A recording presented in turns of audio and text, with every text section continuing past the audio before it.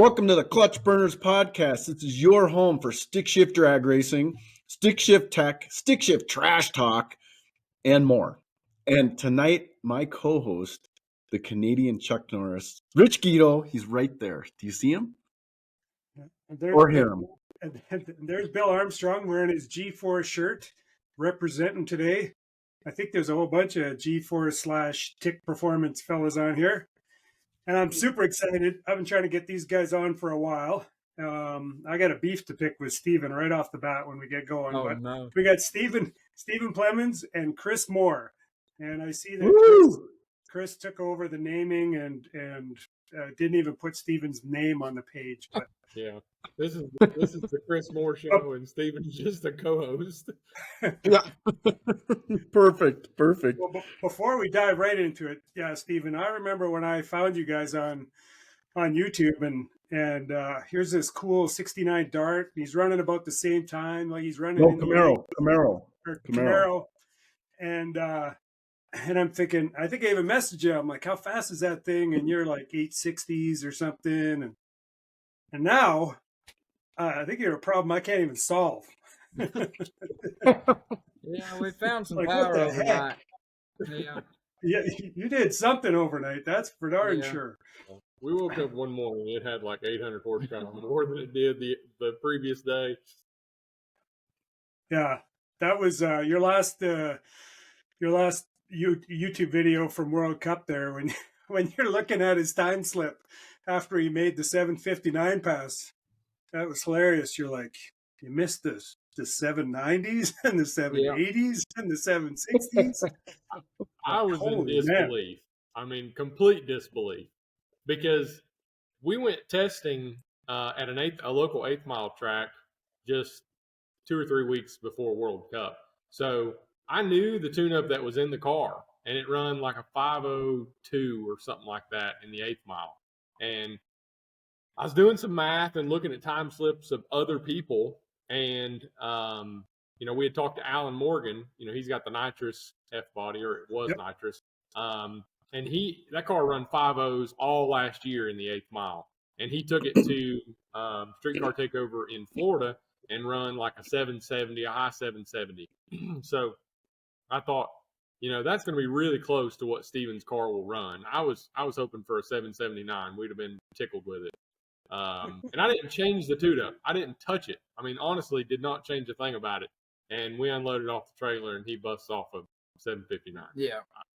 Disbelief is the only word that I have. I just couldn't believe it. Do you think something maybe blew through the lights at the end? Sweeten that. Yeah. Well, it is fall.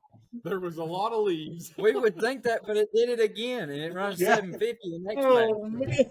I told Chris, I was like, they need to recalibrate their system because that ain't right. But then it did. Oh, well, I guess it is that fast. Yeah. That's impressive. So just tell us a little bit about the car, because I've been a fan too, and it's so impressive. I remember watching it, and it was like an 8-second car. I'm like, that's pretty cool. And then it was like 7 something. I was like, what happened? It's got a pretty funny progressive story to it. To start it all out, my mama sold some property. Well, she gave her grandkids $2,500. Well, I spent that $2,500 on a junior dragster, and I drove it from when I was 10 to like 12 or 13, and we sold the junior dragster, and then we were able to take the money from the junior dragster and buy the Camaro. When we bought the Camaro, it was just a hull of a car, and it started out with a small block 350 and a turbo 350, and we bracket raced all the time. And then my sister met Chris. Well, it was running 750s in the 8th mile. Yeah, we have went from running 750s in the 8th to now we're running 750s in the quarter, which is pretty cool. But my sister met Chris, and then after that, then things started getting extremely fast, and our motor started getting a lot bigger, and now we have turbos on our cars, and then we got into stick racing. So it's actually his fault that you've now created a problem for Rich and I. Absolutely. Yeah, this is all Chris' fault. If it wasn't for Chris, my car would still have a small block 350 in it with a turbo 350 bracket racing. It wasn't long after I came into the picture that I mean, he got the car painted. And I guess I probably came along maybe a year or two after he bought the car, and it was still just, it looked horrible. I mean, it wasn't painted. It wasn't running. I remember laying underneath it, like cutting the parking brake cable off of it because it was underneath the exhaust that was on the car at the time. Like there wasn't an engine in it, but it was terrible. I really didn't want to cut the car at all. And then Chris just comes in, being my sister's boyfriend, just starts cutting stuff on my car. I was like, I just don't know about that. But then it started going fast. So I was like, you know what? Go ahead. Let's do this. They bracket raced it for a while. And that small block 350 it was a stout motor. I mean, it was a really good motor. And then it wasn't fast enough anymore. And well, that's not true. It actually died. No, that's what I'm saying. It wasn't fast. Oh, yeah. So we put nitrous on it. We put a nitrous plate on it. And it started going pretty fast. Yeah. Until it didn't. And that's kind of bad, too, because we were at Bristol, like a Super Chevy show. I don't know if you guys have ever heard of those. Yeah. But it's bracket racing pretty much. But we were at one of those, and I was running nitrous. And I was like, Chris, that last pass, I kind of heard a little bit like a knock or something. And he was like, really? And I was like, yeah, come. It was like 10 o'clock at night. And the place is shut down. We were spending the night there, and the race was the next day. And I was like, yeah, let's go up the return road, and I'll let you listen to it. And I get on the return road, and I hammer down on it, and it was like running really good. And Chris was like, I don't hear nothing wrong with it. I was like, no, there's something wrong with it. So I turn around, I come back, and I hammer on it again, and it blows up in the return road at 10 o'clock at night at Bristol. And I just drive it back to the pit, and there's oil everywhere. And the Bristol was so mad the next morning. The officials pull into our parking place, and they're like, obviously it was you guys, because here's the trail oil, here's the car. What are you doing? It was, you know what? We're just sorry. That's all we are. It's just sorry. But yeah, I blew it up on the return road after hours at Bristol. So that's awesome. You know, I have to because you're talking about your sister. You got to hand it to her, congratulate her, because those videos that she did, like that was a huge help to you guys, and she did a fantastic job. Yes. And she had me laughing. Like you make her laugh, but she was making me laugh the whole time. I was just like, this is awesome. Yeah, we're glad that she's gotten a new outlook on the racing program, and now she wants to help us with that. That's awesome. Yeah. I had pretty much just like, I'm not going to say quit, but just took a serious break from the YouTube stuff, because to race and try to do it competitively and tune two cars at the same time, and to stop and try to get in a mindset of recording videos and stuff like that, it was just too much. And then to set up half the night and edit the videos, it was a lot of work. So I told her about 2 months ago. She was like, well, you need to get back to, making videos. And I was like, if you want that to happen, then I'm going to hand it over to you. You can do all the recording, all the commentary, all the editing. And she's done great with it. Yeah. She's done awesome. Yeah. Yeah. It's funny because you nailed it right on the head there. Everybody wants to be a YouTube star until they got to edit, and then it's done. You're like, nope, I'm good, thanks. Yeah, especially me. I always leave my GoPro on, and it just goes on and on and on until the battery dies on my car. So you got to edit all that out. Every pass of Steven's car, we have a 55-minute long video. Sorry. Yeah. And the best content is the stuff that you really don't got time to record. I was just watching the one where you had a fuel issue and you were going back to your other one and you're drilling, and you need somebody else to recognize that that's actually what people want to see. They want to see everything. Exactly. So yeah. And that right there is the point in time that I don't want to be recording. Like, I'm so competitive, and I know that I need to get this car fixed. It doesn't even cross my mind to grab a phone and try to record the moment. Yeah, that is true. But so she did a great job. Give her a pat on the back from us. Yeah. So Chris, tell us about your car. Well, I bought the car. Gosh, I probably should have thought of this before now, but maybe like 6 or 7 years ago. I guess it was 7 years ago. I went to Iowa and bought it, and it was just a a street car. I mean, it was like a cam only LS1. It had a Ford 9-inch in it already, but and it was a 6-speed car. So I bought it and raced it for a little while with I had nitrous on it for a little while. And just realized where the stick class was going and that it wasn't going to be competitive at all. Let's see. I don't know what kind of times that thing was running on. I don't remember either. I think it was probably like 660s or something in the eighth. And I don't think I ever ran it in the quarter mile. But I tore it down one winter and decided to go turbos. And it kind of seemed like right at the same time, one of the main guys in our stick racing community here in North Carolina, he had his car tore down and nobody knew about it, but he had nitrous on it and he was putting a turbo on it. And he actually got his car done and then took it out to the track. And then people figured out that it was turboed. And he picked up, it was like a half a second in the 8th mile just by making the switch from nitrous to turbo. And it was like a shot to the heart for me because like I was wanting to be the guy to come out there first with turbos and kind of make the mark. But anyway, so I switched the car to turbos. It just was a LS3 with twin, I think they were like 62 precision 62s. And I think it ran like 580s, something like that in the 8th mile. So it picked up 0.8 of a second in the 8th mile just by swapping engines and going turbo. And that engine lasted about a year just because I'm really heavy on the up button. I don't know when to stop. And ended up breaking a rod in the burnout box right before the pass. And that was actually kind of funny. I was the only one racing that day, but I done the burnout and I heard the car make a funny noise. And then as I was letting off, the car just shut off. And I thought, well, man, that was odd. So I just reached down and hit the starter and it started back up like nothing was wrong. And I look in the rearview mirror and everybody's like waving their arms like, no, shut it off, shut it off. So I figured out there was a window in the side of the block and I wasn't going to be racing anymore that day. He was able to drive the car home. I did. Yeah. What? Yeah. Yeah.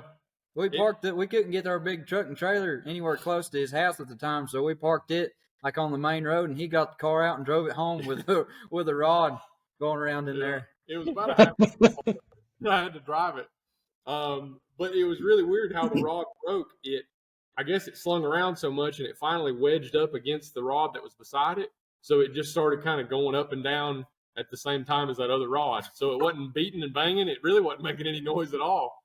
So yeah, I just drove it home. So it's just a 7-cylinder then? Exactly. Yeah. With a little view to the world. A little low on oil. Right. That too. And then again, I kind of took it more serious and got a dart block for it and kind of went that route. And that's when the car started getting really fast. I mean, I would say within just a couple months, it ran its first 7-second pass in the quarter mile. And that engine lived for. You went 198 with that motor, didn't you? Yeah. 196 or 197, I think, in St. Louis. Yeah. So I mean, the car went fast with that engine, and that's kind of how we got to where we are now. That motor blowed up in Texas. No, FL2K. FL2K. Yep. Yeah, we break so much stuff, it's hard to keep track. Yeah. His blew up in Texas. Oh yeah. You guys have blown up parts scattered across the country. Is that what I'm getting here? Yeah, pretty much. It's because nice. I just don't know when to slow down. I think engines will take whatever I throw at them, and sometimes they just don't. So dive a little deeper. So we've kind of covered the engines in your cars, and I know, Steven, you did some rework on you put like this massive brick wall of an intercooler in that thing. But talk about the chassis, the leaf springs, and transmission, clutch, all that stuff that makes it so you don't have to go buy a purse. Yeah. Sure. Yeah. We're real leaf spring guys now. Like, we're firm believers. We didn't think we were going to be, but now that we have had the difference between my car being leaf springs and his, I'm gonna put leaf springs on mine this winter. Yeah. we'll go to a track and it won't have good prep at all, and mine seems to work great, and it doesn't matter what kind of prep is, and it seems like Chris struggles with his car a bit. But my car is also very, very heavy because we've got a lot of support bars underneath it as well. Like, we got a bit unnecessary. Now let's back up. Define heavy. Yeah, you're talking to the heavyweight Oh, kings okay. here. Okay, Yeah, I'm sorry. we're not heavy when we're in this crowd. Yeah. Okay, you guys know about heavy. Well, how heavy is the 69? 3,500 pounds. And that's with you in it? Yeah. That's pretty stout. What do you guys weigh? Rich, you go first. Mine's 4,100. Oh. That's pretty smart. Yeah, I'm depending on fuel load and how much helium is in the tires, I'm 3,680, 3,700 right in there. Wow. Yeah. Yeah, now I mine, thought we were going to have a problem with destroying input shafts all the time. I thought I was like too heavy to make input shafts last, but we discovered that when I just broke my input shaft at World Cup that input shaft's been in there for like a really long time. So we should have routinely maintenance and just replaced that thing instead of running it for 3 or 4 years now with no. I have literally a flower pot full of input shafts. Oh, Don't tell us that. oh, Don't tell us that. oh man. Those are some expensive flowers. But I will say, and I'm sure you guys are aware, that G-Force is in about 2 weeks, Rich, they're coming out with a 29 spline input shaft that should fix these issues, except that I have a nice big box of clutch discs that none of those will work with. so I might have to figure that out. But yeah. And with the 29 spline, is that for like the Magnums, or is that like a standard T56 gear set? Magnum gear set. It is. Yeah, Magnum. You guys still running this? Both of us have just the regular T56 gear set. We kind of started down that road, and it would just be a lot of money to swap over to the Magnum setup. So we just never have.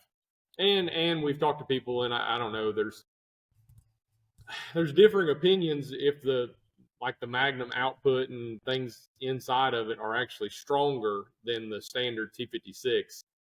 Obviously the input shaft would be, but I don't know that the other parts would be any stronger than what we have. My understanding is it's pretty much the same gear set, except the width of the gears is a little wider in the Magnum, which gives them more load carrying capability. Okay. Yeah, and Because sorry. The gear set you guys are on, G-Force builds that main shaft, and in ours, I think they run a stock Magnum main shaft. But my car's 4,100 pounds, and it's been 165 miles an hour, and I've had no problems with the main shaft. Just the input and second gear once in a while. And Yep. We think we figured out my second gear problem. We were eating second gear out of mine all the time, and it seems like the Terminator X computer just needs more of a RPM window to shift in than the Dominator. We were just copying Chris's window and trying to run it in mine, and the Terminator X it needs a little bit more finer tuning, or it doesn't have the finer tuning part. So yeah, everything that I've learned on my car, tuning wise and just everything clutch wise, I've tried to apply it to his car. And my car has a Holly Dominator, his has a Terminator X, and we started looking at the data log side by side. And if you look at the data points in a Dominator, I mean, there's a million data points. Like, it records a piece of data, I don't know, it's every millisecond or something. And then we started looking at the data log from the Terminator, and it was like every, I don't know, like 0.2 of a second or something. It seemed like a really wide margin where it would collect data at. So we drive into the rev limiter, and that's how we shift gears. We let that be our ignition cut. So say for his car, we wanted to shift at 8,000 RPM. We would have like somewhere between a 1,700 to 2,000 RPM drop to allow it to get into that next gear. And through the years, I've tried to tighten that up as much as possible, because the tighter it is, the quicker the shift. So on my car, I could pretty consistently shift with a 1,700 RPM drop, and it was pretty quick. We tried that on, excuse me, we tried that on his car, and it was hit or miss if it would go into second gear or not. And I mean, I've watched videos of him in the car, and it looks like the shifter's trying to break off as he's pulling on it. I'm really strong. Yeah. Well, So, you break the shifter ball right to pieces. You just that's exactly right. crushed it. So we finally just widened his window a little bit, and his car shifted into second perfectly since then. Yeah, it just goes easy in every gear. I'm not hearing any grinding. And used to, I would hear just a little bit of grinding, then it'd go, and I'd be like, "Shoo, that was closer." And now it just goes like butter every time. So we're tickled to death with that. So 1,700 is your window that you guys use. Yeah, I mean, it's because we're trying to be conservative now. It's probably 1,800 or 1,900.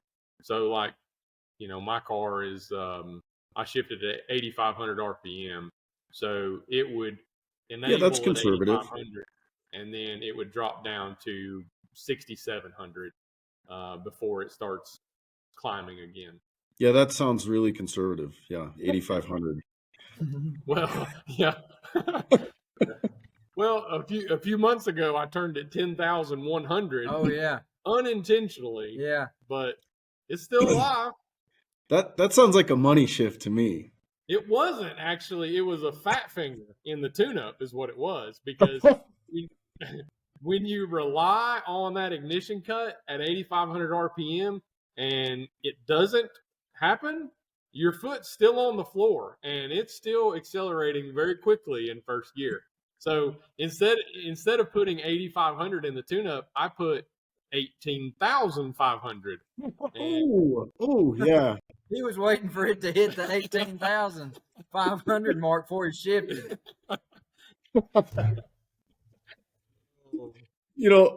That reminds me.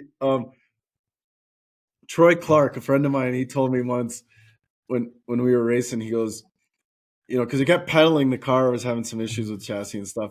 And he goes, Bill, he said, that little pedal on the right there, he goes, it's not an on-off switch. There's this infinite amount of space in between.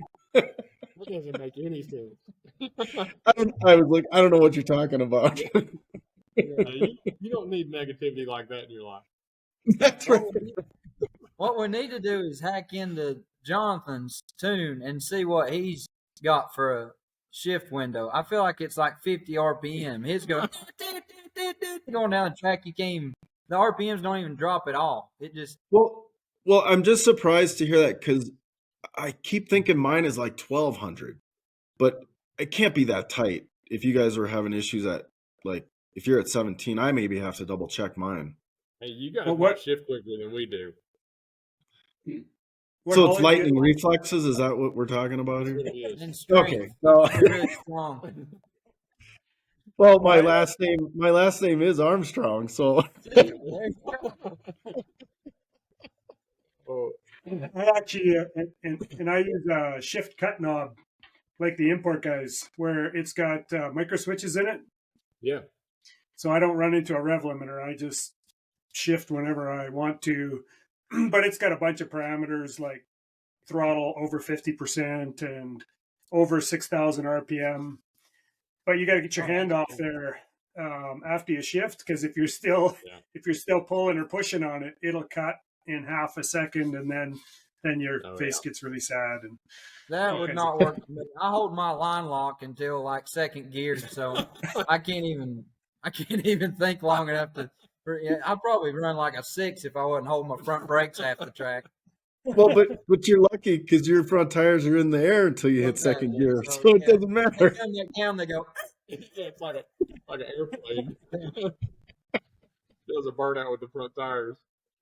That's perfect. Though we only got the part. Like I know Steven doesn't want to tell us the details on his car, but what cubic inch? What cubic inch is in that? Yeah, well, so we do need to go back to the suspension thing for just a second, because when we first got into stick shift racing, the big rule in this area was that it had to be an H pattern transmission. It couldn't be on anything bigger than a 28-inch tire, and it had to have factory rear suspension. Like, that was the three main rules for our area. So when we were building both of these cars, we adhered to that rule, I mean, as good as we could. So that's why that car is still on leaf springs, really. We had a 69 Camaro, and it had to have factory rear suspension, so that's just what we went with. But now there's no rules. No rules. You can do whatever you want. Yeah. Now, you have sliders on it, right? Yeah. We do. And Cal tracks. Added until maybe like a year and a half ago. Yeah, it just had shackles in the rear. We've had the cow tracks on there When it was nitrous. Yeah, since it was an automatic car. Yeah. So I talked to you guys a while ago during lunch one day. I don't know if you remember. Yeah. But so did you notice a big difference in the way the car worked when you went from being all shackled up to sliders in the back?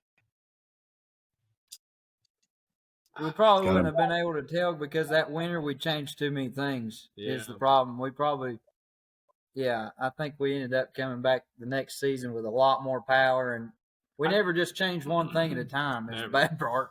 And I think that might have even been the time that we switched from a slick to a radial on that car. And I mean, we couldn't give you a good back-to-back comparison of a shackle versus a slider. But we have had a GoPro underneath the car on the back end, and it works great. Like, you get all kinds of separation and everything. Yeah. And what so I noticed at World Cup, because I was paying attention, you are now running it in the upper hole on the Caltrack, which usually is a no-no for a stick car, but clearly it's working for you. You were trying to get more angle on that bar. Yeah, we were trying to get a little bit more downward angle towards the rear of the car, and I guess I need to go back and look. It's been so long since we've done it, but I guess it was probably about a year ago. We put the adjustable bracket on the rear end. So, the Caltracks, you normally just have one mounting location on the rear end, and you've got two holes on the front.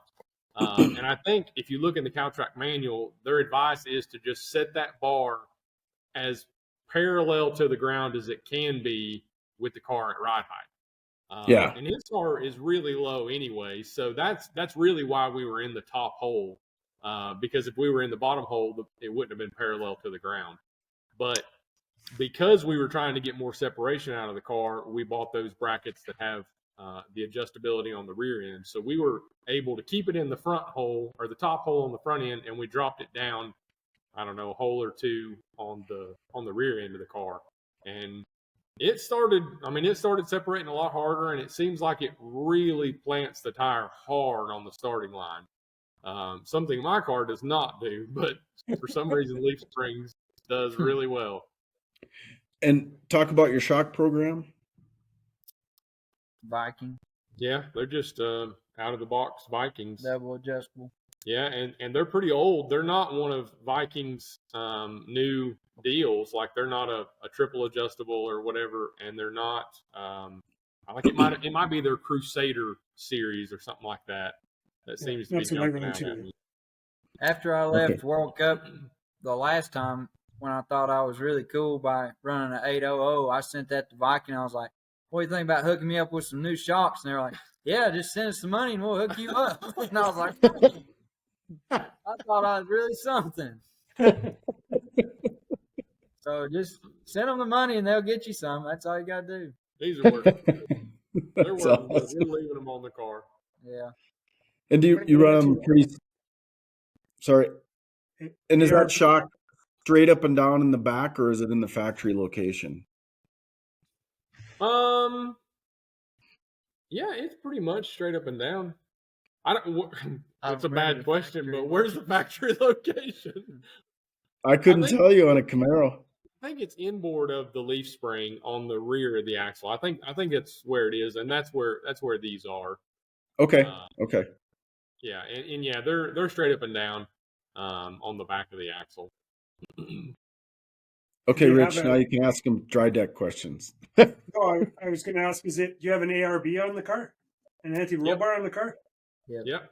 And it's really like a really cheap one. I mean, we might have paid 150 or 180 bucks from Summit. I don't remember the brand right offhand, but the one that's on his car is puny. I mean, it doesn't look like it would do the job, but it has. The car works really good. And you felt like, did you have some data or some video where you were like, oh, I think an anti-roll bar would help this? Or was that one of the things you just added? Like, let's just throw all this stuff at it and see what works, and it worked? Yeah, we added that later because when we first put a stick in the car on slicks, it was squatting really hard and it was not planting the tires evenly. And on a 69 Camaro in the tunnel right above the rear end, there's like a bump stop. And he destroyed that thing. Like it was bottoming out and hitting that thing so hard. And it was like, yeah, we got to change some stuff. So we ended up putting an anti-roll bar on it and just doing a lot of stuff that winter just to get it to work better. Okay. And I think we probably still had some stock shocks on the rear end of it. It wasn't. That was back when everyone was still doing the whole squat and go thing. And now it's all this and go, which is like crazy. I like the old squat and go. That was fun. We used to do that all the time. You could put weight in the rear end and everything. Just you wanted squat. You wanted your weight transfers. All we heard about all the time. You want weight transfer. Now it's all you want it hunched up like a cat going down the track. Separation. Yeah. The evolution of racing, I guess. Yeah, Jonathan's car crazy. Like it literally looks like an angry cat by the end. Yes. Yeah. I keep thinking those guys go to a 4-wheel drive shop and they say, "Give me the longest Baja shock you got." Yeah. Yeah, it's wild, and really, there's not much different about Jonathan's setup than mine. I just haven't figured out how to get mine to physically do that separation as much as his does going down track. I mean, if you just jack the car up, it's got 6 inches of travel in the rear end. It will mechanically separate that far, but I've not figured out how to get the shocks set up the way they need to be and put the power in the way it needs to be to get a car to separate like that. I was actually surprised. I made a lot of shock changes before World Cup, and I just looked at some pictures yesterday of my car, like at the end of first gear, second gear area, and it's not separated at all. I mean, and that may have been an issue as to why the car spun on race day. But yeah, I gotta figure that out. The car's got a lot of separation in it, but I just haven't been able to use it yet. Maybe you need some Buick Roadmaster parts. No. Shut the computer. Yeah, we're done here. This is over. We're doing all right until he made us mad. Yeah. Maybe we just need Jonathan to break something under there and need Steven to go and weld, and he could strategically take some pictures while he's under there. Yeah. So back to your car, Steven. So how many cubes is the motor? 409. 409. And how big are the turbos? 78s.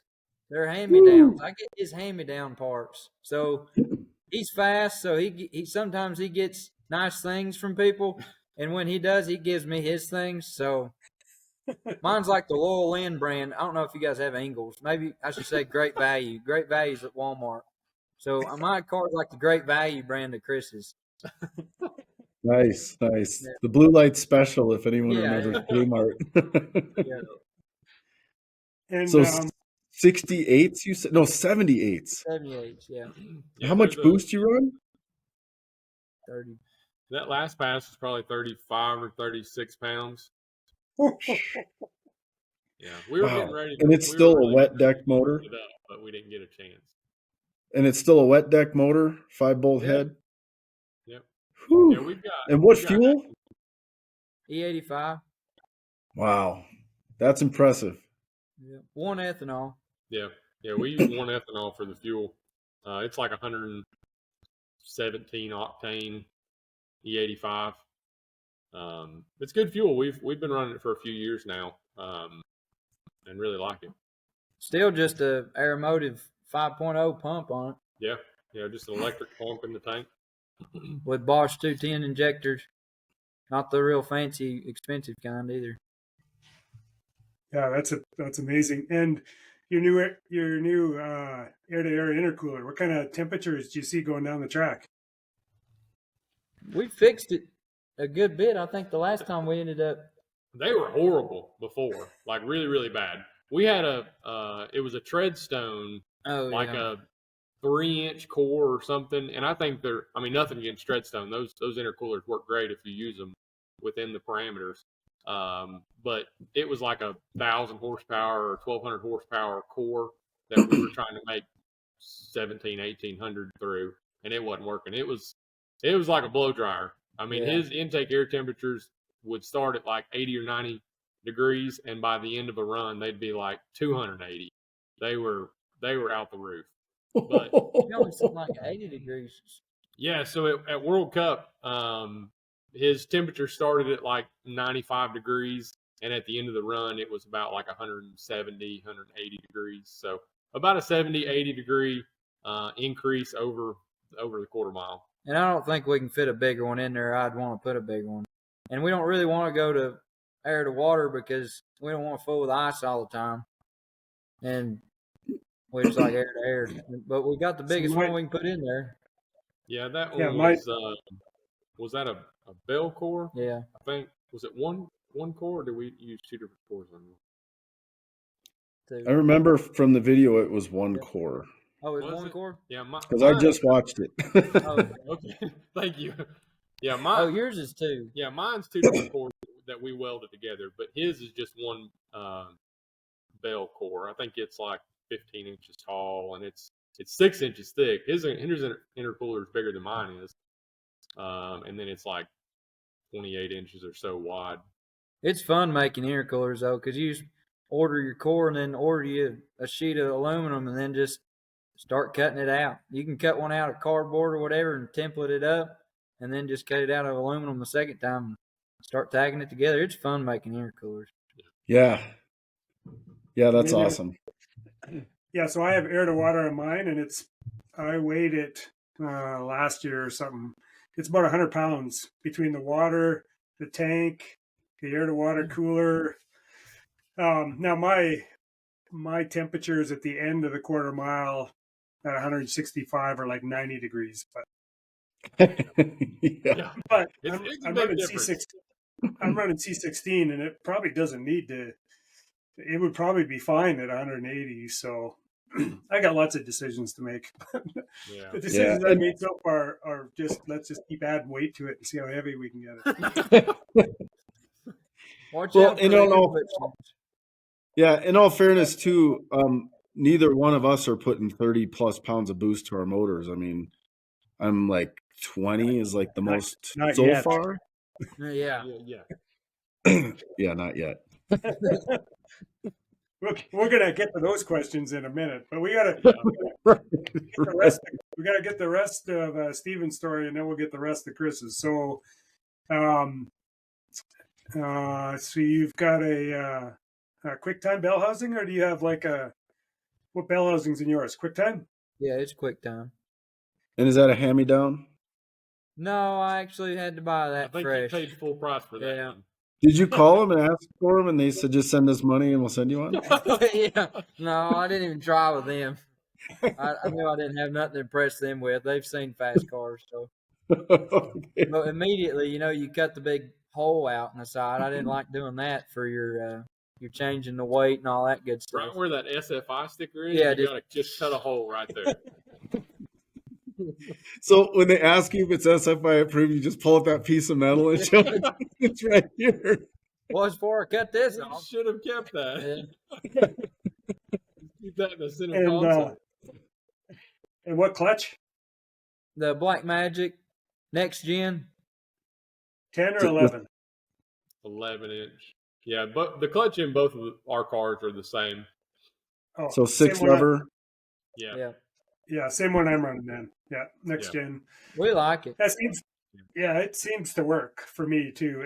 And honestly, it is probably the best street clutch. Like we just did a 2,000-mile Death Week trip through the Sequoia Forest, and we were in California traffic, and everybody with a diaphragm clutch was dying. But you put 5 turns in that thing and drive it on the street. The pedal pressure is not bad at all, actually. No.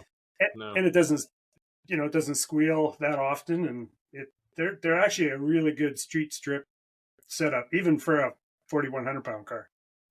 Well, and I think when Rich says it was a 2,000-mile Death Week, that was before he drove 1,700 miles to get there, and then drove 1,700 miles to get home. That's crazy. That's ridiculous. Do you have to swap? Will one disc work for you that whole time? Oh yeah, yeah. Oh, yeah. Wow. Yeah, I just pulled the tranny out and the clutch out, and I think it went from 385 down to about 345, and I was slipping it really hard, and it was only 4 race days. It was 8th mile, and I was slipping it probably way too much, but it was most of the wear all happened at the track. Yeah, that's It's cool. not bad. Yeah. And then aluminum or steel drive shaft in that thing? Carbon. Ooh. Oh. Where'd you Yeah. get that from? Yeah, we had to buy it. Was it? Was it Drive Shaft Shop? I think. Yeah. And so you got a tick shifter on your T56. So it's is it a Magnum with a standard T56 gear set? Is that it was weird? Yeah, it's a weird one. I think they said there was only one other one like mine. Yeah, his is a real oddball transmission, and because of the tail housing on it. Yeah, I don't even know if I could explain to you what the difference is about his, but I think it was a Magnum case that a regular T56 tail housing was put on, and then it's all T56 gear set inside. I think it does have a Magnum reverse. It's got a Magnum reverse. Woo! So it's got a second all the way to reverse. That doesn't work out real good. That'll do it. You're trying to put it in race mode, right? That's race. Yep. To go faster. Yeah. 1, 2, race. Yeah. So Rich actually had a super early version of the G-Force gear set, and it was a Magnum case, but it actually was a T56 gear set that they had done. Yeah, they basically modded them for a while because more of the OEM style were running just T56s, so that was what their tooling was for. And then both Bill and I, when they built the newer versions, I sold my other one and stepped up to the newer Magnum version because 4,100 pounds. And anyways. Yeah, my understanding was they did a prototype run of 10 units, and we were in that block of 10. Yeah. Yeah, you get a little notoriety for driving all over the country like a wingnut, but that's cool. That's impressive. But all things said, we still had to pay for them too. Oh. And does it still have 5th and 6th gear in it?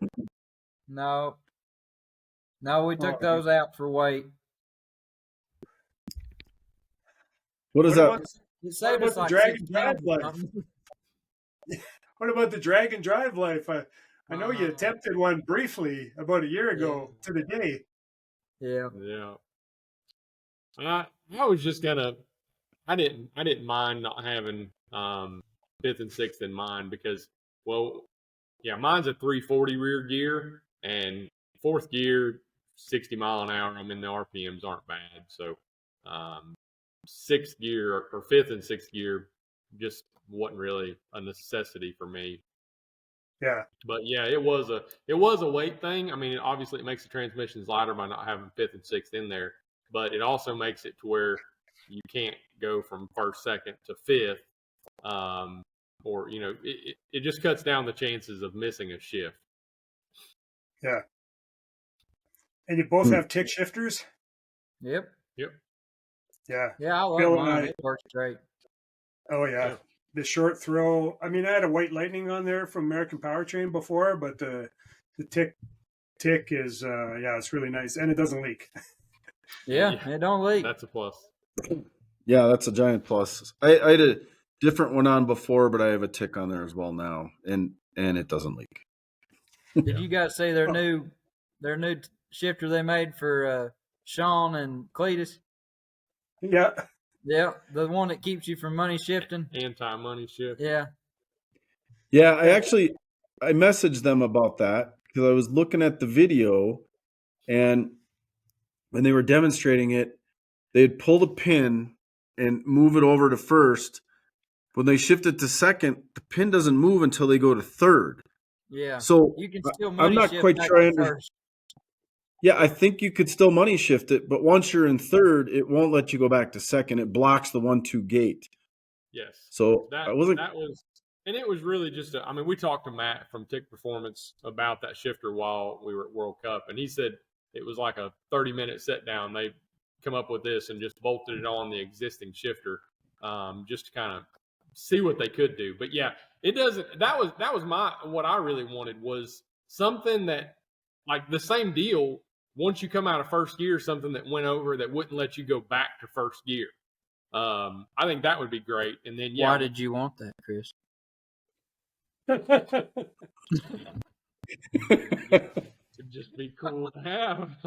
If this was our YouTube video right now, we would throw up the clip where his back end come off the ground where he one shifted the thing. Oh, Travis might be able to find that and just slide it right in here. I'll go delete it right now. He talks about me putting it in reverse, but he 1-2-1 his. So Oh, it's okay. We already downloaded it. That was not one of my finer moments. Well, I think you've done that too, haven't you, Bill? A couple of times?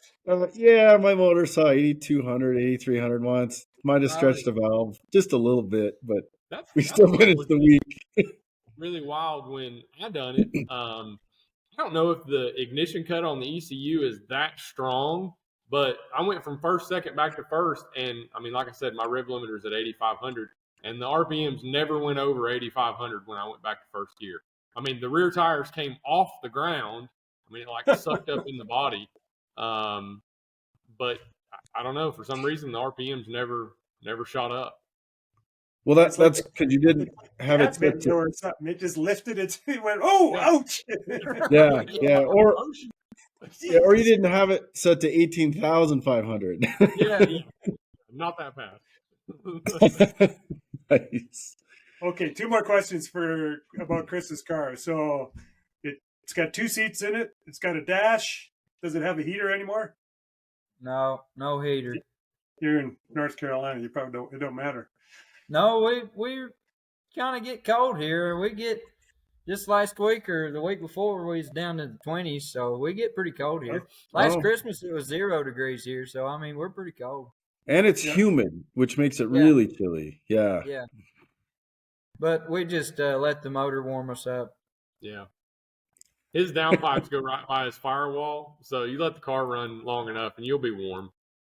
Nice. Yeah. That's perfect. When we used to street race, I would be so nervous that I wouldn't even know I was cold. I would just be like just radiating with heat because I was just shaking all over from being nervous. So I never needed a heater. That's awesome. Quickest ET's been 750, and what's your best mile an hour? 188. Man, wow! Did you do the math? How much horsepower is that thing making with 188 miles an hour and 35? About like 17 or 1800, somewhere in that ballpark. To the tire. Yeah. So you're pretty close to 2,000 crank. Yeah, that was off the calculator. That the Wallace calculator online. Yep.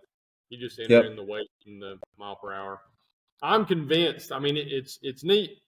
It was neat at World Cup just watching the car around that 759 at 182 because it picked up, gosh, I mean, nearly 20 mile an hour in the quarter mile on about the same tune-up as what we had the year before. And we will tell you, the only thing that we changed about the car, yeah, we changed the intercooler, and that obviously makes some difference, but not that much. But we figured out that the stainless intake valves that were in his heads were causing us a lot of problems. It's had Inconel exhaust valves in it, and they were fine. And we had the necessary spring to control those valves. But for some reason, I don't know if they were floating or just what they were doing, but his car just did not work with the stainless valves. So we took a set of titanium intake valves that I had out of an old set of heads.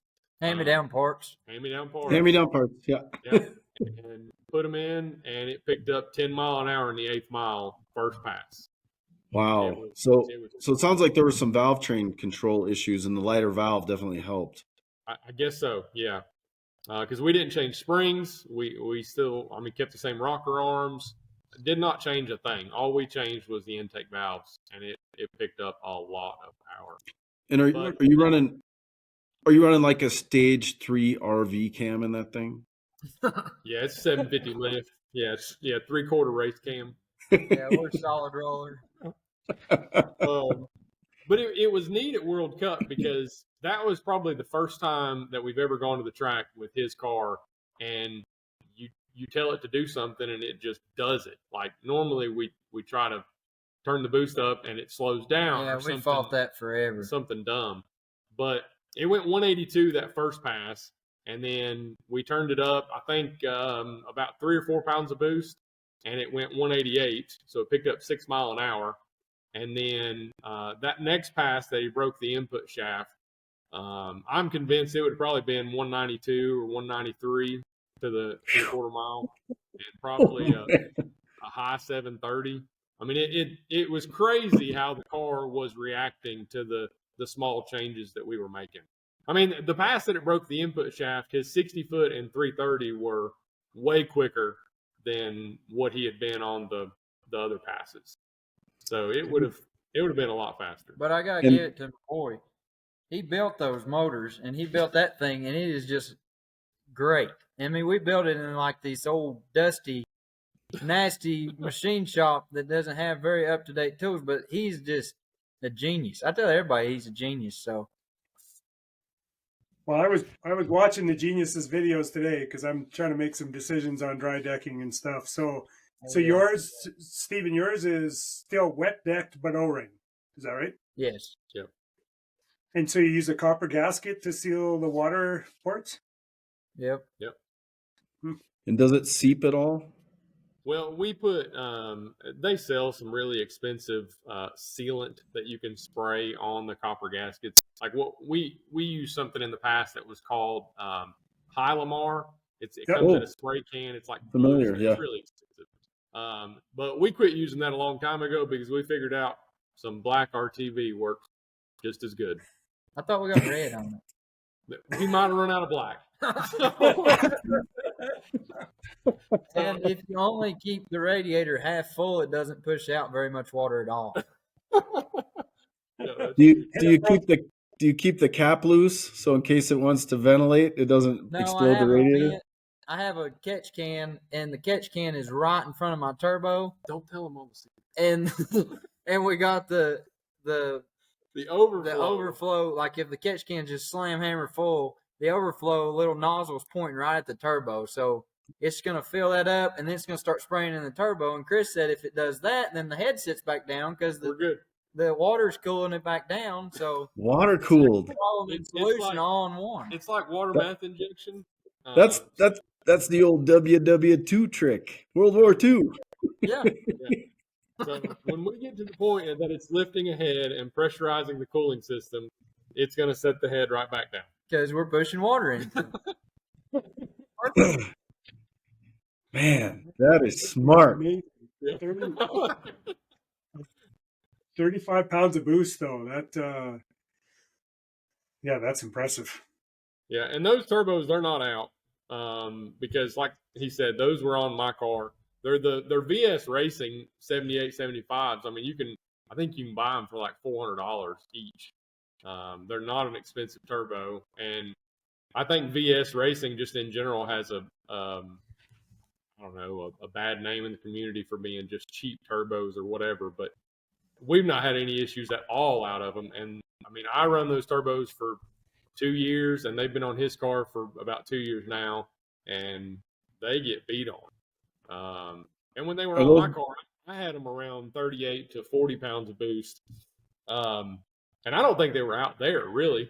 So we. And are those the ones with the chunks out of the turbine wheel? Is that the ones you gave them? No, that was a different one. That was an 80 that I had. Yeah, I never hurt the 78s. We just got to the point where VS decided that I'd be better suited with the 80s. So we put the 80s on, and I just took the 78, 75s and put them on the shelf. And his car originally, what was your? No, it was an LS3 block. So his was a 416 cubic inch stock block. Half filled. Yeah, we halfway filled it. Originally, when we first put an LS in that car, and we had Borg Warner S366s on it, and those things are just, they didn't do good on that car. Maybe it was too much cubic inch and just too small of an exhaust housing or something. But finally, we grabbed those 78, 75s off the shelf and put them on his car, and it helped a lot. The Borgs did good enough to split 3 of the main caps on that LS block, though. Yeah. Yeah. Bill knows about splitting blocks. Yeah. Mine was pretty mild, but it is cracked. So. Okay, well, let's shift here, Chris. Why don't you give us the full details on yours? Okay. So it's a dart block. It's 400. I guess we're being specific. It's a 431 cubic inch. It's a 4-inch crank. It's a dart center counter weighted crank, and it's I think the bore is a 4140, I believe is what it is. If my math's right, I think it's a 430 or 431 cubic inch. Brodix BR3 heads. It's an LS3 head. They both have cam motion cams in them. They're both solid roller. Mine's a little bit bigger, and it is somewhere around 750 lift. I'll get that cam next motor. Yeah. We run both engines on the 85. My fuel system is, I use 16 Bosch 210 injectors, so there's 2 per cylinder. And I've done that. I feel like I was getting, the last engine, I had the fuel pressure cranked up pretty high, like 75 or 80 psi, so that I could stretch a single set of Bosch 210s as far as possible. And I was getting to like 95% duty cycle. And I didn't want to push the fuel pump any further. I felt like the pressure was already too high. So I put another 8 on there. So I have 16 now. And I was able to lower the fuel pressure down to 40. And with twice as much injector, it's just a lot happier now. I'm not using. And you're running the same Aeromotive 5 gallon per minute pump? Mine's a 7. It's an Aeromotive 7 gallon per minute. But my car is also a 16 volt system. So I talked to the guys at Aeromotive, and I think the car going down track, it makes like 17.5 or 18 volts. So that pump is actually putting out probably closer to 9 gallons per minute. Just because of the increased voltage. An in-tank pump or external? Mine's in-tank. Yep. I've got a 15-gallon fuel cell in the back of the car, and that pump is inside the tank. Nice. So dart block, Brodix heads, dart crank. It's got aluminum rods in it. I believe they're Wisco pistons. It's a full skirted piston. Yes, my block is dry decked, so the surface of the block is completely sealed up. We bought some special welding rods, and we have learned on that. I don't know if you're planning on welding yours Yeah, no, we learned- mine because my block came dry decked and was drilled for heads. They're just round holes, so I can tap them and plug them and don't have to cool. weld. That's nice. That would be nice. He doesn't LS need to had, do like, that though. triangle water holes, and we had talked about drilling and tapping them, but it would have gotten too close to the bore, and it just wasn't worth it. But we also learned with those special welding rods that they were like for cast, and I was TIG welding it, but we were preheating it because you just kind of common sense tells you, well, you want to preheat the cast or whatever. Well, we actually talked to the company that made those rods, and they're like, no, you don't want to preheat it, and so it welds so much better if you don't preheat it. Yeah, we actually noticed as we were doing. I mean, obviously we learned a lot with that block, but And I'm sorry, that's an iron block, not aluminum. it is. Yeah, it's a Dart LS Next block. Okay. It's the skirted LS version. I mean, it's a standard Dart block. But we did notice if we would stop preheating for a little while and let that block cool, he could weld it, and man, it turned out a lot better.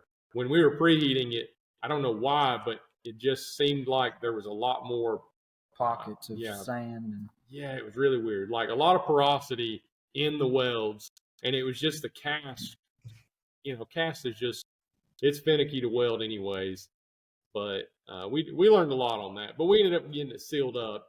And we had a guy with a plasma cutter down the road cut the little water jacket shapes out of little 1/8-inch thick pieces of steel. So we could hold those little triangles in place and then just weld around the perimeter of it. And then I took the block to the machine shop down the road and decked it and cut the receiver grooves for the top fuel hoops. And then we done the same thing to the heads. They were a lot easier because they're aluminum. So we just welded those up. But there's still, on my block, water is, I mean, I've had water in the block and the heads the whole time. And it actually surprised me a lot when we got done with this. But my engine and the cooling system that's in the car works way better now than it did when water stayed in the block. Yeah, it works better than mine. Yeah, it does amazing. And the only thing I can attribute that to is that the water that enters the block and enters the head spends less time in the block or the heads before it goes back to the radiator and gets cooled off. Before, the water would enter in the front of the block and it would go all the way to the back of the block, and then it would come up into the cylinder head and then come out the front of the cylinder head. So now it's going half the distance. So that's really the only thing I can attribute it to. But the cooling system works great. I flow water in the front of the block and then out the side of the block. And then same way with the heads. Water goes into the front of the heads and out of the back of the heads. And the returns go obviously to the radiator. But it's worked flawlessly. I tried to do that temporary dry decking with the last engine with some epoxy, and that it worked, but it didn't work great. If the cylinder head did lift, it would still pressurize that epoxy, and the epoxy just didn't have any way to stay in place. So the welding option worked a whole lot better, and I'm a firm believer in it now. I have no issues whatsoever with pressurizing the cooling system. But we also upgraded the head studs a lot. Yeah, I done a lot of stuff to that too when I had the block just there on the engine stand. A common thing that you would do is increase the 7/16 studs, the main 10 studs, to 1/2 inch on an LS. But we did that. But I took the 7/16 studs and put those on the lower 4 head studs, where I think they're 3/8 from the factory or from Dart. So the 7/16 ones got replaced with 1/2 inch, and then the 3/8 ones got replaced with 7/16. So there's it's a 6-bolt. So it's a 6-bolt head. It is a 6-bolt block, yeah. Got it. But there's a lot more clamping force there now than just a standard Dart block would be. Did you leave any machining tools left after you machined all those welds off after decking the block? That was not good. That was not good. We went through some carbide tips. Yeah. It was and the high pitched ringing noise while them things were cutting. And what was weird is it wasn't the weld, because that welding rod that we purchased, it's a Muggy welding rod. Muggy is the brand. They're designed to be machined. It's two weld cast, but what caused us the issue is those little steel inserts that we welded in there. Well, after you weld them, I guess they became hardened, and that was really the problem. The welded part cleaned up fine, but it was that metal insert that we had put in there that, oh man, it was bad.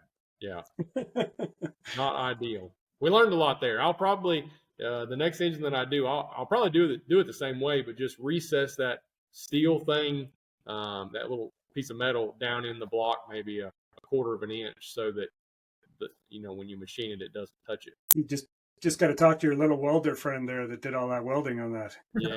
Yeah. But we'll probably do it on his block next. I don't know. Not too quick, because he's catching up to you, so you can't. He ain't liking it either. It's getting uncomfortable for him. We went testing about 3 or 4 weeks ago, or 3 or 4 weeks before World Cup 8th mile, and I run that 489 in the 8th mile, which was my best. And then we line up beside each other first pass at World Cup, and my car shuts off on the starting line. I had an O2 sensor die, and it just dumped a lot of fuel, and the car just shut off. Well, I sit there as my car's dead, watching him take off and run a 759, and he run like a 494 or something in the 8th. So at that point in time, he was only 0.05 of a second slower than me in the 8th mile. And that's when I kind of started stressing out a little bit, thinking I need to get back to the staging lanes before he gets an opportunity to and get a little faster. Because he's having flashbacks. Because if we go all the way back to the beginning, I used to wear him out all the time when we first started. When we were all motor, I had my 69 Camaro, he had a red Camaro, and I beat him all the time. And so he's starting to have flashbacks that this is going to start happening again, so he's having a hard time. Anyways, the next pass I went up there and run a 471, so catch that. Yeah. Let me get an input shaft. You'll be behind me. I mean, more horsepower is a pretty good YouTube name, but if it's got to be Plemmons horsepower, I guess that's okay. That doesn't sound good. I bet that more horsepower is probably taken, though. They might have to change something up. Yeah. And what does your car weigh now, Chris? With or without the dash? Yeah. So right before World Cup, as I was loading it in the trailer, I thought, I refer to my car as a street car. When I'm talking to you guys, I probably shouldn't, because you guys have street cars. But we do drive them on the street. And I would have participated in a drag and drive had a hurricane not come through. I just didn't. Oh, God, that just sounds like an excuse. What are you doing? It was an excuse. It is. We don't have windshield wipers. Yeah, I don't have windshield. But it's a street car. Minus the windshield wipers. One thing. I mean, it's got turning signals and a horn and all that stuff. Isn't that Camaro? It doesn't have windshield trim, though. That's not a street car.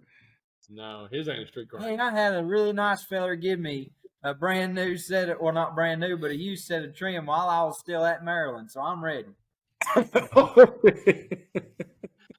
But my car weighs 3,200 pounds with me in it. Okay, that's pretty good. Like, what is Jonathan's weight? Jonathan's like 2,800 pounds with him. 28, yeah. Wow. I would say his car is probably, I wouldn't say, I don't know if I'd say the heaviest other than mine, but most of the guys in that class are 25, 26, 2,700 pounds. Yeah. So Nick's truck's got to be pretty light. Well, I'd say You guys are lucky because for race week, the minimum weight for stick class is 3,000. So you guys are there. Is it? Wow. Yep. So I can still ditch a couple 100 pounds. Oh, That's cool. jeez. They have a weight thing on there. It is cool. That wasn't where I was going with that. If I could ditch some more weight, I would. I don't know where to get rid of it.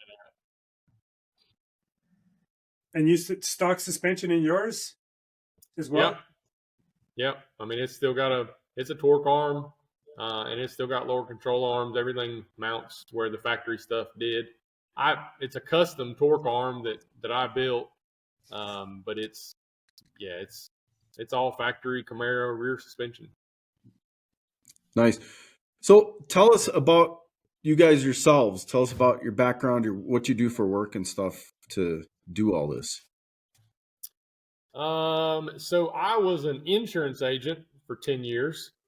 I just sat behind a desk, and in our area, I tell this to everybody. The thing that kind of kept me there was in our area, there's not many things you can do to make the kind of money that I was making there.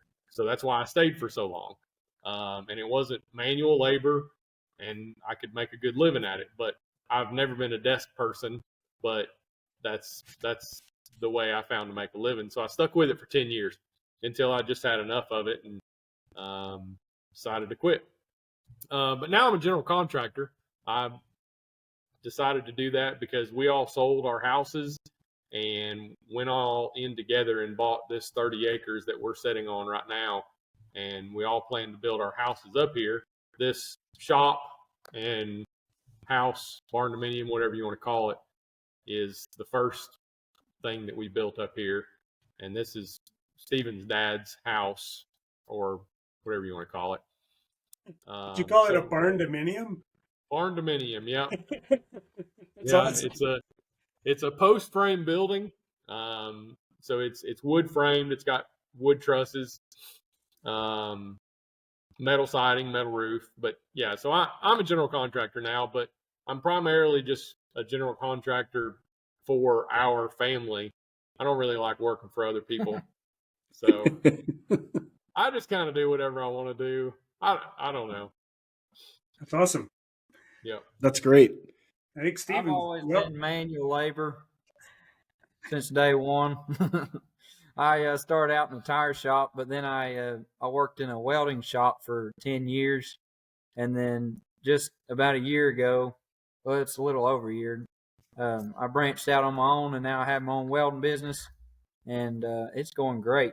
I've got all kinds of work to do, and it seems like if you want to work right now, you can just about do whatever you want to do because not a lot of people want to work anymore, especially in the welding business. So, the welding business is going great, and I'm super happy with it. I get more time for race cars now that I own my own business, and I got a little bit more money to put into the race car as well now that I own my own business. So it's awesome. We're super happy with it. And you specialize in intercoolers, is that right? No, I wish that would be fun. No, I do all kinds of stuff. Whatever. I worked at that welding shop for 10 years, and I did everything. I'd be laying in a wood chipper, welding the teeth back on it, or I'd be in a field welding on a tractor. I'll be making a gate for a driveway, and so I pretty much still just do the same thing, just anything and everything. And it seems like that's the dying breed, people that'll weld on anything and everything. So that's awesome. Yeah, that's awesome. Yeah. That Christmas tree you built, that was amazing. Yeah, that was a lot of fun. Oh, I gotta see that.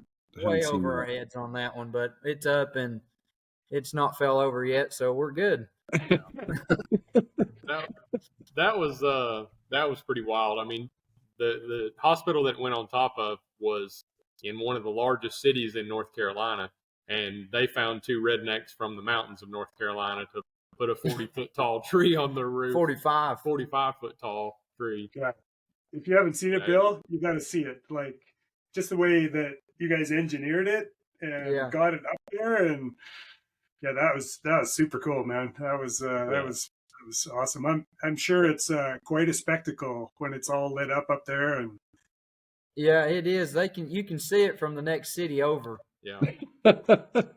Yeah. Nice. I'm sure they can see it from the incoming flight path too. The pilots are like, "Oh, hey, look at that!" Oh, yeah. You can. You absolutely. There's an airport not too far away, and you can see it when you fly in on an airplane. Yep.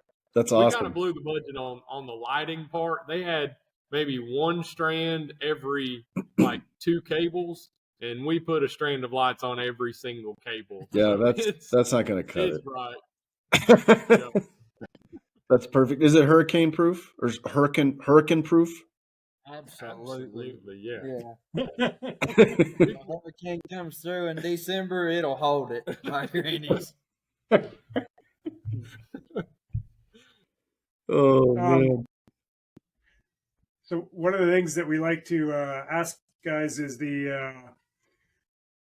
your staging process and your you're preparing for it. So we start out in the burnout. We'll start with Steven first. So second gear burnout. Oh yeah.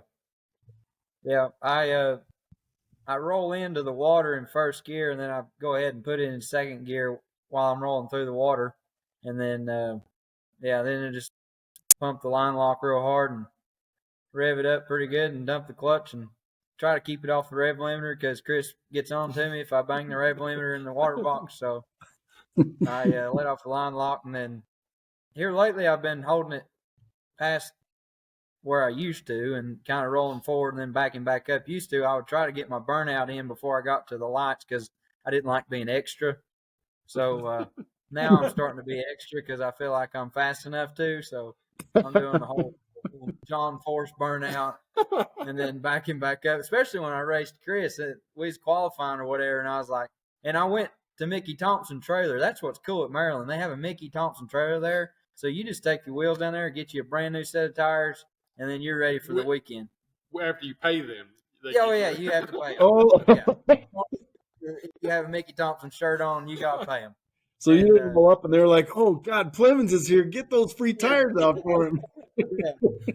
They're like, "We're going to get all of our money out of him." So, yeah. So when I was racing Chris, I was like, you know what? I'm going to do a big burnout, and then I'll intimidate him. And then sure enough, he sat there and I drove out of his life. So.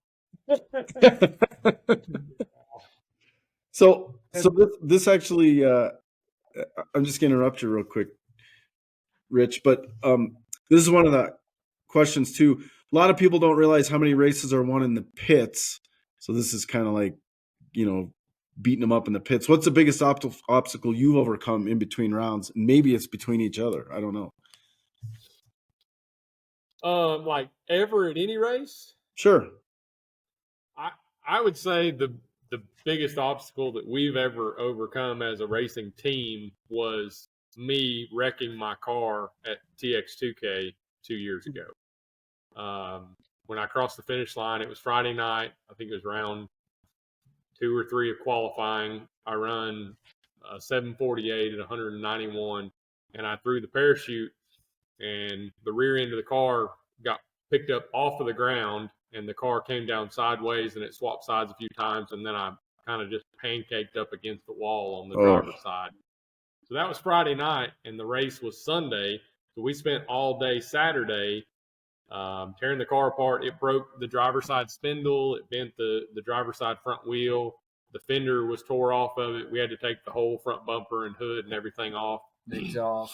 Exhaust was crunched on the driver's side. There was a lot of stuff we had to fix, and we got back to the track. We drove all around Houston. Thankfully, there were some nice shops that let us use their equipment and gave us some material and let us borrow wheels and stuff like that. Because I was the number one qualifier for that race after running that 748. So I had to show up for the race on Sunday. I mean, the number one qualifier has to be there. Yeah. So we got back to the track at 2 or 3 a.m. Sunday morning after we had gotten all these wheels and tires, and we took a spindle off of somebody's race car in Houston. They let us take it off. We didn't. Yeah. We went to Walmart, and there's a Camaro just like Chris's, so we stole it. So we got back to the track, got it all back together, and got the car driving, and made it for the first round of the race, which was awesome. And had no idea what the car was going to do. And had no idea what I was going to do. After wrecking at 180, 190 mile an hour, I wasn't sure that I was ready to go that fast again. So, and I was paired up with Joel Granis, which is one of the fastest stick shift cars that there is. But for some reason, he was qualified 16th. So we were paired up first round. So I knew I had to give it everything it had, but I didn't know what the car would do. I mean, we took over 100 pounds off the front end by taking the fenders and the bumper and the hood and everything off that was broke. So anyways, it done a big wheelie. He spun, and I was able to make it to the end of the track first and win. And then the second round of the race went kind of good. I mean, I didn't really have any issues until we got back to the pits after the second round, and I realized that I broke a rocker arm. Well, at that point in time, it was still a hydraulic LS, and I just run standard LS rocker arms, so it shouldn't have been too hard to find. And we run around the pits trying to find anybody that would let us borrow just a stock LS rocker arm so that I can make it up for the next round of the race. Well, at that point in time, my father-in-law, Jeff, had I think it was like a 2010 or something Camaro with an LS3 in it. And Hannah, my wife, she was running around trying to find people to let me have a rocker arm or something. And as we were riding around, she just said, well, what about that car? And what about that car? I was like, no, that car doesn't have the same rocker arms as me. No, that doesn't either. And she said, well, what about Dad's car? And I was like, no, it doesn't. Oh, wait, it does have the rocker arms. So we run over there, and Jonathan Adkins was actually pitted right next to us, and he helped me yank the valve cover off. And I was taking the rocker arm off of my car. He was taking the rocker arm off of my father-in-law's car, and we got it on there. And then I had to go up there. I made it for the third round of the race, which was against Garrett. And thankfully, he red lit against me. So that put me on to the finals. That's because he was scared. He was scared. He was probably scared of his own car. He wasn't scared of me. But I would say that is probably the biggest obstacle that we've ever had to overcome as a racing team. That was wild. Wrecking your car and breaking engine parts all in the same weekend. But things that we've learned from that is that we are kind of now famous for always having a welder with us. That's true. So people come to our trailer all the time needing something welded. And sometimes they'll weld it. Sometimes they just need to borrow our welder, or sometimes I have to weld it. We've had to weld on Jonathan's car. We've had to weld. Well, I think our first welding job might have been on Nick Shifter. Coleman. Shift, yeah. Yeah. And but yeah, we've learned that we just really need to take the welder because you never know what's going to break. And now we fix stuff all the time. That's awesome. That's awesome. Yeah. And how was the final? What was the final? Can we just stop the conversation there? Well, he's not holding a trophy, I can tell you that. I couldn't remember because I remember you racing Garrett, but I couldn't remember what the final. So like I said, the first round of the race at done a wheelie, came down pretty hard. The second round of the race was against John Miller. He had that black Mustang with green stripes. And that was probably the coolest pass that I've ever seen in stick shift racing. I mean, if you look at the different GoPro angles, and 1320 has all the videos of it. I think they titled the video "I Beat Cletus" or something along those lines. But if you look at the different GoPro angles, I mean, me and him swapped the lead probably 3 or 4 times during that pass. But it took off in first gear, and the front end stayed down in first gear. But when I shifted to second, it stood up pretty high. I mean, I think I probably got close to 300 foot down track, and the front wheels were in the air. And it came down hard, and I won that race. But what we didn't realize is the spindle that I broke in the wreck, we had put it in a press Saturday and welded it back because it was just going to work out better to keep my spindle on the car. Well, we didn't realize it, but it broke again. So I didn't have to make a full pass against Garrett, so I didn't know that it was broke in the third round. And when we pulled back up for the finals, the car took off, and I was way ahead of the other guy. Yeah, but what were you racing? It doesn't matter. Tell them what you're racing. Tell them what is it when you do like those video games and you got the boss at the end that you have to defeat the boss at the end? What was it? It was a Subaru. Yeah, Subaru. He got beat by a Subaru. But the car took off, and I shifted to second, and it was still going straight. First and second gear doesn't have much weight on the front end anyway, so steering doesn't really matter. When I shifted to third, some weight got down on the front end, and the car just turned right immediately. So I yanked out of the throttle and got back in it because I was still ahead of the guy. And as soon as I got back in it, it turned right again. I couldn't keep the car straight, and I didn't feel like wrecking twice in one weekend. So And that little boxer 4-cylinder's coming. I don't even Horrible know why I noise. Oh yeah, that's good stuff. Yeah. So we kind of got sidetracked there. So Chris, what is your staging burnout technique? Like, what do you do? Yeah, it's pretty similar. Pull through the water box, first gear, put it in second, right before I stop. I've got a brake pressure sensor on my dash, so I use that just to help with consistency. I'll put about 350 pounds of brake pressure on during the line lock, and that keeps my car still. And then when I'm ready to move, I just let off the line lock, and then for a staging, I turn on the top yellow bulb, and I'll set that brake pressure sensor around 150 psi or 150 pounds. Set the line lock, and then go ahead and get on the two-step and bump in with the clutch. I say bump in, but it's just more of a creep. I mean, I try not to. I don't pulse the clutch or anything. I just ease it out until the car starts kind of just punching up and rolling forward. And then as soon as it stages, I just push the clutch back to the floor, the gas pedal's on the floor, and just dump the clutch and go. And the clutch and your two-step is on the clutch switch, both of you guys? It is. Yep. Yeah. And how much timing are you pulling on the line? You guys make some nice fireworks, so. Yeah. So my car, I use a really simple table in the Holly. I just use the boost builder table, and as soon as I get on that, it pulls the total timing down to 0 degrees. So it's pulling, I don't know, roughly 25, 28 degrees of timing out. Steven's car is about the same way, but we just do it a different way. We use an advanced table that kind of mimics his main timing table, but just the opposite of it. So if there's 28 or 30 degrees in that cell, we'll pull 28 or 30 degrees. So we're aiming for a total of 0 degrees or -2 degrees, somewhere in that ballpark. And how much boost are you leaving on? There's my question. My car, I cannot get it to leave the starting line on anything more than 8 pounds. Normally, Because it just knocks the tire off? Yeah. I'm not trying to toot my own horn or anything. It makes a lot of power on 6-7 pounds of boost. I mean, it's a 430 cubic inch with twin 85s. Hurt my ears tooting his horn. So I can't leave on a lot of boost. I think the car is probably making a lot of power at that level. Steven's car, we've left the starting line at 5,000, 5,200 RPM and probably 18 pounds of boost before. What?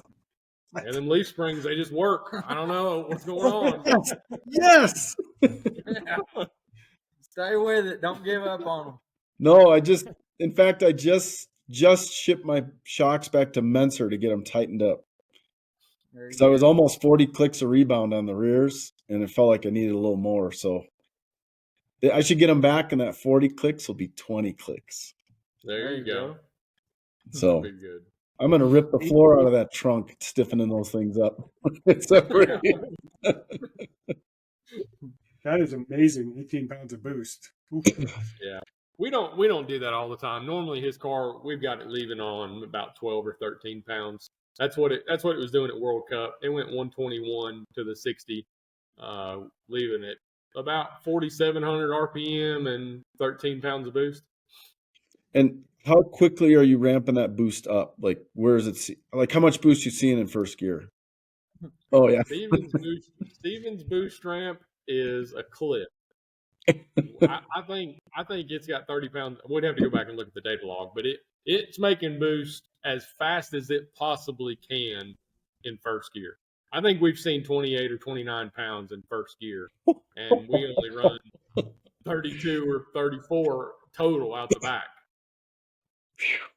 Man, I think I'm getting spicy when I see like 16, 17 in first gear, and I'm not even where he starts. Yeah, I only make 17 pounds going down the track, but I'm 521 cubes. Yeah, it's a little bit more cubic inch. Well, just remember, if you do get up this high, you need to get your overflow to point into the turbo. That's pretty awesome. Yeah, I'll have to keep that in mind. Yeah. My the boost ramp on mine is, you probably won't see one any lazier. I was looking at the data log. The first round of the race at World Cup, obviously I lost. I spun, and as the car was spinning, I was sitting there like doing that on the gas pedal, like, man, if this thing would just stop spinning and hook for a second, I could probably chase this guy down. So it finally did after I spun for 3 seconds or something, and it went 207 mile an hour. And I got to looking at that data log, and I mean, boost was 0 when it finally stopped spinning. So when I started accelerating, there was no boost at all in it. And I think it had 16 or 17 in it at the end of first gear. And at the end of second gear, it had about 28 or 29. At the end of third gear, it had about 31 or 32. And then in fourth gear, it had 35 in it. So my boost ramp is just as lazy and slow as it could possibly be. If I could ever get to the point where I could put 35 pounds of boost in it, like from second gear on, I have no idea what the car would run. I mean, it would probably run over 210 mile an hour. That thing's some power. Yeah. It's silly. Leaf springs. Just think, Steven, you're going to get that motor next. I know. That's what I'm talking about. Oh man. Oh yeah, we were going to ask about the split window Corvette. What's going on there? Yeah. So we got it back from paint in January or February of this year, and we rolled it into the shop and oohed and awed over it for a few weeks because it's the most beautiful paint job we've ever seen. And we put it on the lift, and that's where it's set all year long. We've both been very, very preoccupied. I mean, I've been building this building since March of this year. Steven helped me a lot, and then him with starting his own business. We've been very preoccupied. And the primary goal this year was to have somewhere to live for Jeff. So the car got kind of put on the back burner a little bit. But I tell everyone that Dad can't have a building built and a car built in the same year. He's got to calm down. He can have one year and one the next. So he'll get his car built now that his building's done. Yeah, I think we'll probably dive in on it a little bit this winter and try to have it running next year. So will that be a street car, race car, more street? Just race. Okay. Stick shift? Yeah. It'll have a G. Excellent. We've got a G101A for it. And we've got the bell housing and clutch. I think the only thing we don't have is a drive shaft. We need to do some cage work to it and get a seat put in it. I don't really think it's going to take that much work. We could probably have it done tonight. Well, sorry we took your time. Jeez. You're talking to us guys, you'd be having that Corvette. Is that going to have an LS in it too? Or you going to put an LT in that? Don't make him close the screen. No. It's definitely not going to have an LT in it. Oh, wait, his audio got a whole lot better. You came through loud and clear there. Yeah. We're still trying to figure out the engine. There's an engine setting in that car right now. It's a small block Chevy 427. Makes good power. Makes good power. Ideally, we would rather have a LS motor in it with a Terminator, so we can all just data log and all put it in the computer, and he can tune all of them the same way, and they all kind of be similar. So we'd kind of like to have LS for it, but if it don't work out, we can run a small block Chevy that's in it, I guess. Yeah, but if you guys know anybody that's looking for a 670 horsepower 427, send them our way. We've got one that we will sell right now. And it's fresh. It just come from Nye Racing in Indiana. Well, out of the 14 people that listen to this, maybe one of them will be interested. There we go. You never know. There we go. Good. You guys have like three more people watch this than watch our YouTube channel. Yeah. I watch your YouTube channel all the time. Oh, okay. Well, good. Okay. Well, that's you and me make 2. Who are the other 2? You guys watch your own, right? Yeah, we watch it. I like it too. Sometimes. Do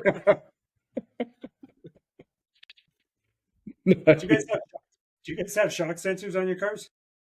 Yeah, on the rear. Okay. Yeah. What What kind of shock sensor do you run? A low dollar sensor. Low dollar sensor, okay. Yeah, And just the rear though? One on one side of the rear end on both of our cars. Okay. Right. Passenger side, I'm guessing? I think they're on opposite sides. I think mine's on the passenger side and Steven's is on the driver's side. Yeah. You need No to move it real over. reason. No real reason. Probably just wherever the wire got poked out of the floor at. Yep. That makes sense. I use Cadillac ride height sensors for my shock sensors on mine. But I'm running a Mega Squirt MS3 Pro, so Okay. I'm low dollar. But yeah, I got you. Well, people have gone really fast with that, and that's been around a lot longer than the Holley ECUs have. Yeah. It does everything for me. It's got boost control. It's got traction control. I don't use it, but yeah, I mean, and it survived 106 degree Arizona all the way to minus 20 degrees coming back from Florida in the winter. So I can't complain. Works great for me. That's awesome. Well, should we get to the TKO round? Because these guys we kept them a long time. It's probably darn near Steven's bedtime by now. Oh, I think it probably is. Yeah, we're getting up to it. So you want to take first gear, Rich? Sure, I'll take first gear. Let's see. I gotta find it. It's way down here. All right. We'll start with Steven because he's going to be the quickest before long here. We just like old muscle cars. Sorry, Chris. What is the first car you owned or modified? This one, the 69 Camaro. Yeah, that is so cool. Yeah. Me and Dad got it, and we started working on it. It was just a hull of a car. Like I say, my mama gave me money it was $2,500, and I bought a Junior, and then I raced it for a while, but then we sold the Junior, and we put that towards the 69 Camaro. We got the 69 Camaro for $5,000, and it was not nice. And we pulled that thing up in my mama's driveway, and she said, "That's a piece of junk. You need to take that to the junkyard." And I was like, "Mama, that's my car, my new car." She ended up liking it after we got it all fixed up. Nice. Chris, you're next. The first car that I owned and modified, I'm gonna say that was a 2002 Silverado. Oh, I thought it was a Cougar. Well, I didn't own that car. Oh, okay. I could probably send you guys a picture of the first car that I had to work on, but I didn't own it. I mean, I drove it, but it was a 1995 Mercury Cougar, and I don't know if y'all know what that is. It's the ugliest thing ever, and it was like the mint green one. Oh, it was horrible. And I think that was a special option. Yeah, it was. We paid extra for that. I did blow the engine up in it, and we did go to like a pull apart and get another. I think it was like a 3.6 liter or something V6 and put it in there. But I didn't own that car, so I'm not using that as my answer. The first car that I owned was a 2002 Silverado, and it's kind of crazy because Steven actually still owns that truck. I bought it. Hand-me-downs, I'm telling you. He's got all my hand-me-downs. Nice. All right, so we have a nice big window on the transmission, so we're going to slam it into second gear, and it's going to go like butter. Okay. What, and this will be Steven first, what, in your opinion, has been the biggest technology change to move our sport forward? And hand-me-downs is not an answer. Dang it. It's his answers.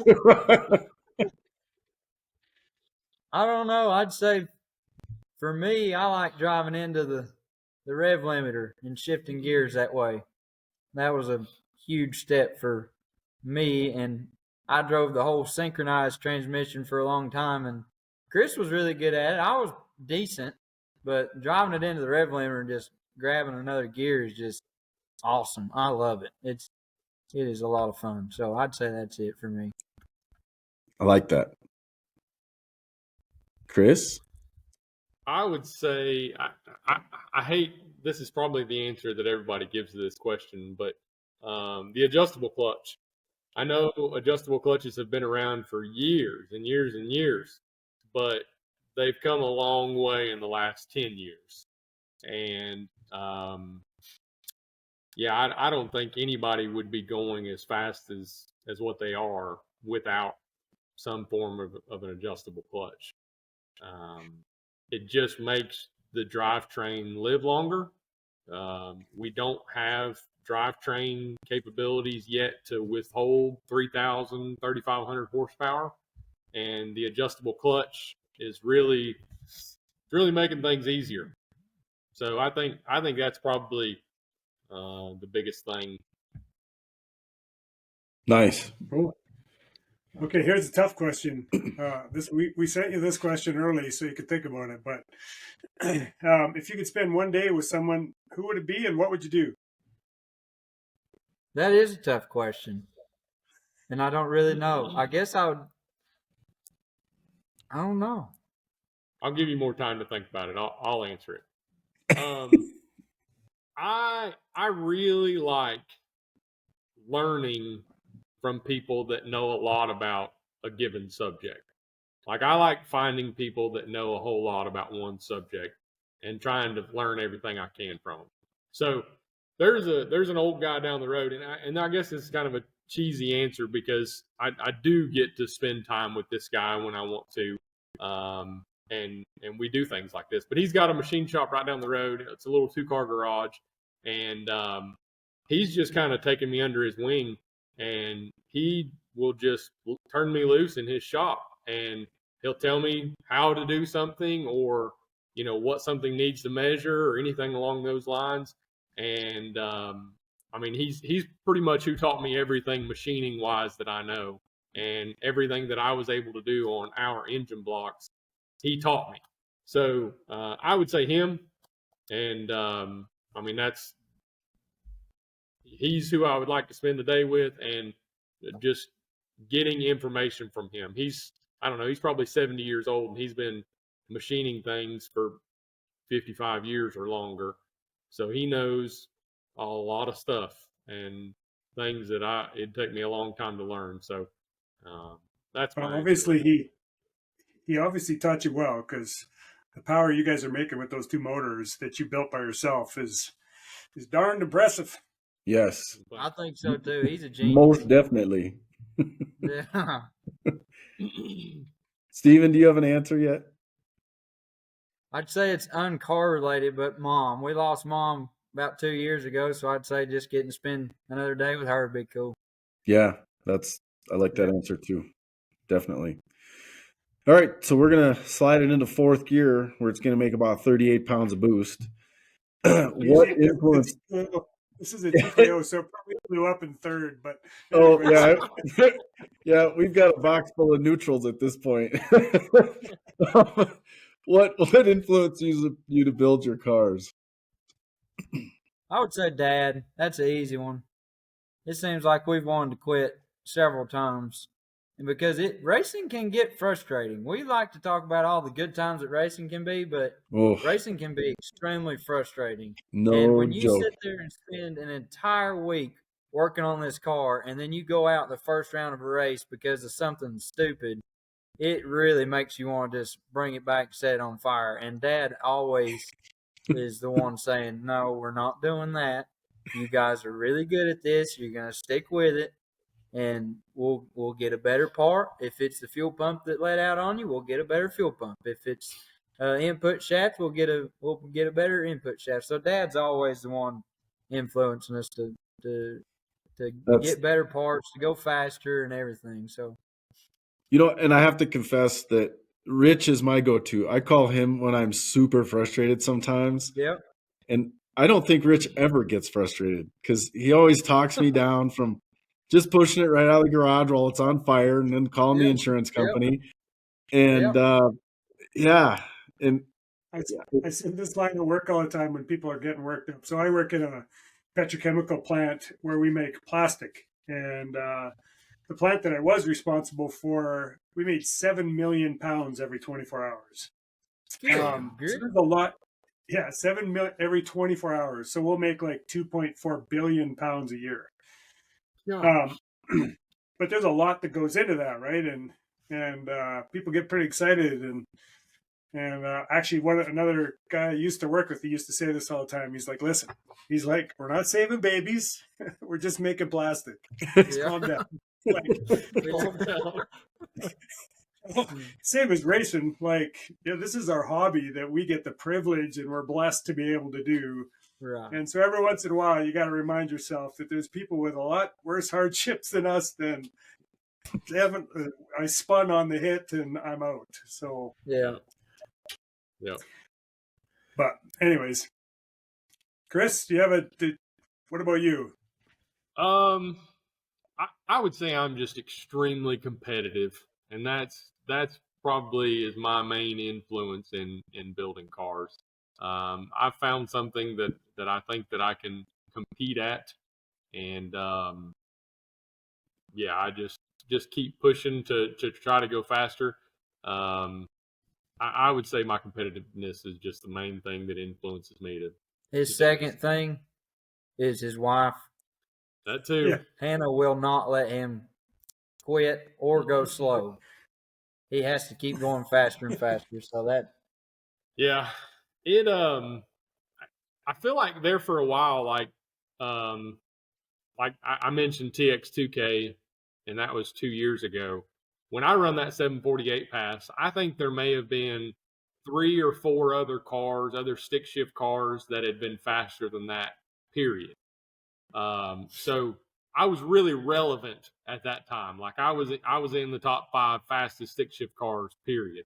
So Hannah was always telling me, like, if an engine broke or something like that, she said, well, build something that's going to be faster than everybody else. Like, build an engine that is going to make more power than everybody else. Don't build something like That's what you just good woman right there. Hey, Chris, does she have a couple of sisters?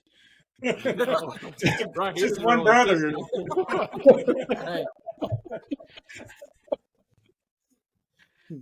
Yeah, that's a unicorn right there for sure. Yeah. And I've tried to sell the car 100 times, and it's like she always gets on the post and spams it and tells people it's not for sale. Yeah. Or she bought it. Yeah. I wish she would. She's that buyer that never shows up. Those dang marketplace people. Yep. Yeah. I'll bring cash. I'm headed there now. Take the post down. Yeah. All right. I think 6th gear is me. So now we're going to jump over to a T56. So we have 6th gear. What? Yeah, we missed 5th, but they pretty much answered it. Oh, no. I want to hear, because Chris has to answer. I want to hear his answer for this one now. Sorry. So 5th gear. What, in your opinion, is the secret to stick shift racing? Oh, you got to think now, Chris, because you gave it up on the other one. Steven, why don't you let him think about it for a minute? You go first. The secret to stick shift racing? Leaf springs. Nobody else is doing it, and it works. I love it. I'm trying. I want to be as cool as you, Mr. Plemmons. You get it. I would say I don't know that it's a secret. I think you just need to learn as much as you can from everybody. Like everybody is going to figure out something at a different point in time than other people. And I think that's what makes stick shift racing pretty neat, is because most people will share the information that they have. So I think that's kind of the secret to it, if you would say, is just learn as much as you can from other racers. And the stick class is super cool. Like when we go to these events, we're all parking together and we're all talking to each other. Like, how much weight you put on the clutch? What'd it do? How is it slipping too much? You need some more bait. I mean, everyone's just going through the pits, talking to each other, trying to brainstorm to make their car go faster, and then you end up lining up against them and racing them. So it's like we all help each other, even though we're all racing each other. So that's what's cool about the stick class. Stick shift class is the coolest. It's not just pretty cool; it is the coolest. It is. Yes. Yeah. Well, let's bang her into sixth gear here. And what advice would you give to somebody getting into the sport?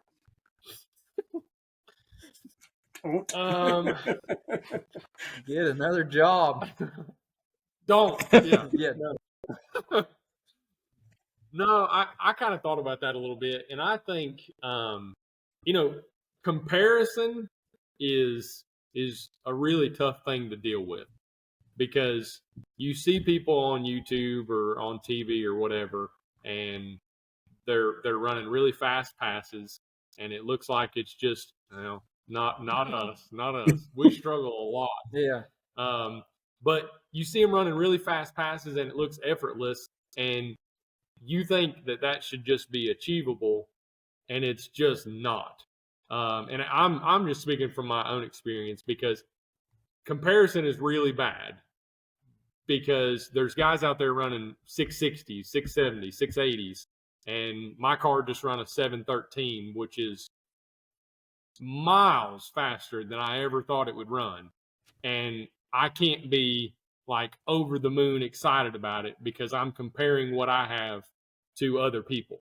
So I would say, if you're going to get into the stick shift racing deal, just run your own race and don't compare what you have to what other people have, because a 713 out of a 3,200 pound F body that has power windows and a 15-gallon fuel cell and runs on E85, that is stupid impressive. A 3,500 pound leaf spring car running 490s in an eighth mile is stupid impressive. Like, neither one of us thought that these cars would do what they're doing now. But I'm just speaking from my own perspective. When you compare it to other people, it kind of takes the awesomeness off of it. The awesomeness off of it. Good word. Thanks. Yeah. I would say running in the 870s and a 4,100 pound 65 GTO is awesome. Like, that's so impressive. Yeah. He's just saying that so I don't dry deck and throw 35 pounds at it. No, I mean, but really, if you put that into perspective, like, you know how many stick shift people, or you know how many stick shift cars there are that people race? Like, there's thousands, there's tens of thousands of them. And how many of them have run an 8-second pass or faster? Probably less than 100. Yep. So that is awesome. And I mean, you're doing it with a 2-ton tank. So I mean, it's really cool. It's smart, but it's cool. Yeah. I think everybody has something that they could hang their hat on. What makes their car so cool or impressive or anything like that. Yes, I think that's well put, for sure. What about you? Yes, Steven. Yeah, I'd say I'll just expound on what he said. Don't grow too fast. I mean, we had such a good time when our cars were reasonable speeds, and we had a good time. Like, there was a local track we could go to. It was about 30 minutes from here, and we would have a blast there. But now we're so fast we can't even go to that track anymore, because it wouldn't be safe. Like, it's really bumpy, and Dad says I'm not allowed to run there because it's so bumpy. But we had a blast there, and it's like, when you first start out stick racing, or if you ever get into it, that beginning stage is really fun, and you're not breaking as much stuff, and you're just having a good time, and you can almost just dog it like crazy on the weekend and then drive it through the week. Like, that's the kind of stick car that you have, and that's a fun stage to be in. So just enjoy every stage of the stick life as you go through it. Unfortunately, you won't be able to stay there long because you'll keep adding new parts, and then you'll keep going faster. And then, but this stage that we're in is really fun too. I'm not saying we've went from that and now we're not having fun. We're still having a lot of fun, but I'm just saying the beginning stages was a lot of fun as well. Yeah. Nice. And, I like I said, I've been looking forward to this podcast for a while because of your humor and how well you guys have done. But really, you're part of the elite 15 fastest stick cars out there in the world. Like you're top 10, Chris. I don't know. Like, Steven, you must be. I think I just missed out on the top 10. I think I'm probably 11. I think the number 10 position is a 708, and I run a 713. And that's what's crazy too is, I mean, I say 713, and that was a huge jump for me. I run a 748 2 years ago, and then I bust off a 713. And after I look at the data log, and I mean, the clutch was slipping all the fourth gear, and it hit the rev limiter twice in second gear. It was a horrible pass. And I just didn't believe that it was a 713. And then to back it up by running 207 mile an hour, like, it's kind of aggravating that the car run a 713 because I know it'll run a 690. Like, there's no doubt in my mind. If I put a solid pass together, it's a 6-second car. And that would put me, I don't know, top 5 or 6. Yeah. And that's what keeps us coming back too, is we just never seem to make the perfect pass. Right. And you know it's got it in it. And it's like all the stars have to line up perfectly, and then you'll get that perfect pass. Yep, for sure. Except for the leaf spring expert over here who ran 2 750s in a row. So, I mean, bracket racer. Yeah. Bracket racer. Leaf spring bracket racer. It's just his tuning and his motor. I'm just a driver. Well, it takes a lot to drive that car that fast. So for sure. And that's another thing too. We're at the stage now where the cars want to keep going faster, and we would like to slow down. like we want to let off. Yeah, we're good with at the 8th mile when they're running 150 mile an hour or whatever, shipping to 4th, and it's like, I'm good. Let's throw the parachute. I watched Steven talking about that on your YouTube video there. He's like, I was good in 3rd gear. When I went into 4th, I was like, I don't want to go anymore. No, I was ready to get out. Oh, that's awesome. So quick question. So you're running a 340 ring and pinion. What do you have, Steven? 343? 350. Yeah. 350, because I was commenting to Rich earlier, I'm like, they're not even in 4th gear by the 8th mile, and him and I both are in 4th gear by the 8th mile. Yeah. And I think it's a factor of your gear ratio, and you guys spin like 8,500 RPM. Yeah, these the way the gear ratios work in these cars, it's almost ideal for 3rd and 4th gear. Like, I'm running into the rev limiter at an 8th mile track in 3rd gear, and I'm really close to running into the rev limiter in 4th gear at a 1/4 mile track. So we just shift one more time. Perfect. And the 4th gear carries you. From where we're from, you say you're getting all the goodie out of that.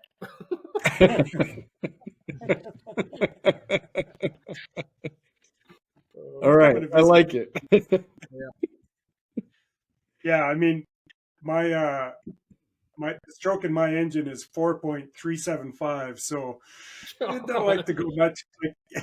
It spins to about 7,200, and I try not to tell my engine builder that very often. So there's a lot of mass getting thrown around. Yeah. He doesn't listen to this podcast, does he? And sometimes. And it's bore too. It's like 4,350 bore, so it's there's a lot of things flinging around in there. So I'm always spinning to 8,500, but yeah. That's wild. All right. Well, do you guys have any questions for us? Oh. All right, I guess we'll wrap it up. We could talk all night about those really long drives, though. That's just insane. Yeah. Yeah, I'm going to come to World. Yeah, I just don't understand how you can drive from Canada to Florida and then back home after you do an entire race week. That just does not make sense to me. Well, part of it is sorry, go ahead, Rich. Yeah, I mean, last year was probably the craziest one, just because the weather was not good on the way down or the way back. Like, the vehicle probably had 500 pounds of snow when I pulled into the car wash to try to get ice and snow off the car. But yeah, I mean, I don't work too hard when I'm at the races. My 81-year-old dad changes all the tires and takes the seat out. But, wow. So we keep him busy because he's German, and if he's not busy, he's a real pain in the butt. So, but he loves it though. Like, I kid you not, he like trolls me on Facebook, and he's like, "Hey, what's this Death Week thing I see you? Looks like you're going to, and is the passenger seat free, or I'm retired, I'm not doing anything." And but awesome. he loves it, and his mom is like, "You go, Mike. You go right ahead. Go spend some time with your son." It's her vacation too when I take him away, so it's win-win. But the car's still got, it's got the factory heater core and heater in it. I've got comfortable seats in there. They're Procore 1300s. I got taxi beads on the seats, and I don't know, that just seems to help too. But the car's actually really comfortable, and 6th gear in mine is 0.5, and I have a 350 rear gear. So 80 miles an hour is 1,700 RPM. And so it'll get 16 US miles per gallon doing 80, 85 miles an hour towing a trailer. That's and cool. In the trailer, there's spare transmission, spare 9-inch axles, clutch. Like, the trailer's pretty heavy, plus 4 tires in the back seat of the car. But yeah, it's it is what it is. I definitely need to lose some weight. I got the engine out right now, and I'm looking at the power steering and the Hydro Boost brakes going, that's probably like 40 pounds there, but man, I like my brakes and my steering, and yeah, so I don't know what I'm going to do, but it is what it is. My goal is to be able to run 850s consistently, and much like you guys, I'm just going to keep tweaking it. I'm going to dry deck it and throw like it really only has 17 pounds of boost, and at 17 pounds it's making like 1485 to the tire, but it's making the same amount of torque. So it's a freaking beast to get off the line. Got so much torque. But maybe I just need to throw 12 pounds of boost at it and leaf springs, and I'll be good to go. Well, Rich, you had it at 20 pounds once, didn't you? Yeah. How'd that feel? I left it in test mode. Here's a little trick for you guys. The guy who helps me tune mine, Matt Blasco, he says never put I just have an air compressor in the back with a regulator, and he's like, never put the regulator any higher than the boost that you want to run, or the max boost you want the engine to see. So we left it in test mode and put like 500 kPa, because Mega Squirt's in kPa, which is probably, it's enough to blow my motor to smithereens probably. And but it only went as high as the regulator, so it made like 23 pounds of boost. And I will say that felt really good. Yeah. So yeah, we're gonna probably dry deck it, and then Big Chief Justin Shearer, he was like, you need to dry deck that, bleep bleep bleep bleep bleep, and throw some boost to that thing. So hey, Rich, I think that's what happened. I just did the calculation, and 500 kPa is 72 pounds of boost. Yeah, don't leave it in test mode. Man. Yeah. Dude. Anyways. Yeah, and see, that's what's different about you guys than us. Really, is we can, obviously we don't want to, but if we hurt some sort of drivetrain component or an engine or something, we just put it in the trailer, and take it home. I mean, if that happens to you on some sort of race week, that would be an expensive tow bill to get that thing back to Canada, you know? Yeah. So, I mean, I get it why you guys don't push it any harder than what you do. I mean, it's more about living through it than setting the world on fire. Yeah. I do carry spare valves, spare piston, full set of a camshaft, full set of lifters, full rockers, head gaskets.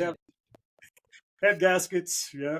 So I've done head gaskets before. The way I look at it, it's like if Rich and I go camping and a bear attacks us, I just have to run faster than Rich. Yeah, pretty much. Yeah. Oh man. Well, okay, guys, I think we'll wrap this up. I want to say a huge thanks to Stick Shift Nation for hosting this podcast. You can find the Clutch Burners podcast on YouTube, obviously, but 10 different platforms for audio only. So, Mr. Plemmons, you can find it there. Okay. And if you'd like to see the podcast continue and grow, head over to stickracing.com, grab a Stick Shift Nation sticker, hat, or t-shirt. And Clutch Burner shirts are live too. If you want to grab one of those shirts, head over to stickracing.com. And please feel free to support Canadian Chuck Norris's YouTube page, which is what? Geez, I don't even know what it's called. I hardly ever post anything on there, so. Well, but you can find me on Facebook anyways, and probably find my YouTube page through there. But yep, and I have a YouTube page, Bank Shift Billy, trying to put more videos up on there, and then you guys plug your stuff, and you got some merch too, right? We do, yeah. So you can find. Did you wear it? Oh, he can't even get his PJs off to show you. Wow. Oh, there we go. Woo! Yeah, so more HP. You can find us. Yeah, there's the back of it. Wow, nice. That's cool. Yeah, more HP. You can find us on YouTube, Instagram, Facebook. We're on all that stuff. And yeah, if you want a more HP T-shirt, send me a message. All right, awesome. So so can we get if you like comedy and cars, definitely go have a look at their channel. Yeah. So can we get some free merch, or do we have to pay for that too? Oh yeah, it actually costs double for you guys. Nothing's free. We've obviously showed you that nothing's free, and if we're having to pay for it, you got to pay for it. All right, guys. Thanks a lot. We're gonna call this one done. Over and out, Canadian Chuck Norris.